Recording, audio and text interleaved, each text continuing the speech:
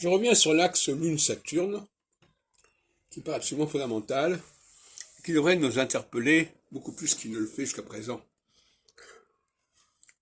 D'abord, quand on regarde la tétrabible, effectivement, c'est un axe qui s'organise autour des équinoxes et des solstices, quand on prend les domiciles d'exaltation.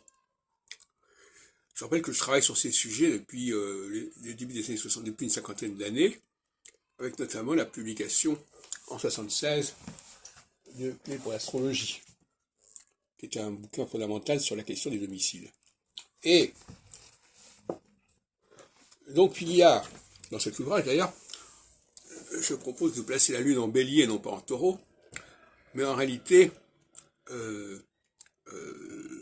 d'après mon système, les luminaires, la Lune doit dominer deux signes et il faut laisser de côté le Soleil, sans problème. Donc Lune, Bélier, Taureau, face à Saturne, Balance, parce que Saturne est en Balance dans la tradition des exaltations, et Scorpion éventuellement, qui a été donné depuis à Uranus, selon une certaine logique, de la même façon que la même logique a voulu qu'on mette le Uranus en Verseau à côté de Saturne Capricorne.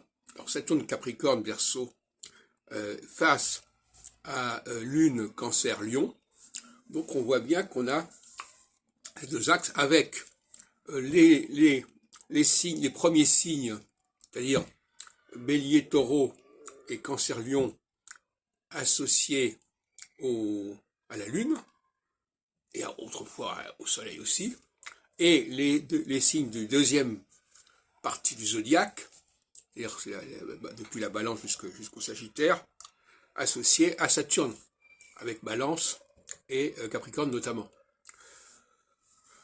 Alors, ça c'est un point fondamental, et il ne faut pas oublier que ce qui nous interpelle, c'est que ce sont les mêmes chiffres.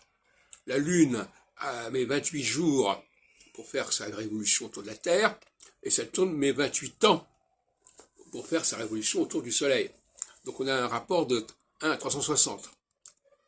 Mais ça n'a pas pu ne pas frapper les esprits que cette similitude numérique, qui à mon avis n'est pas le fait du hasard, qui n'est pas le fait de la nature, mais qui est l'expression même d'un système, d'un formatage.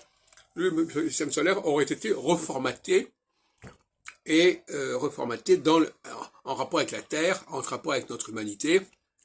Donc là, ça envoie effectivement au premier chapitre de la Genèse, qui nous parle d'ailleurs des luminaires et du ciel.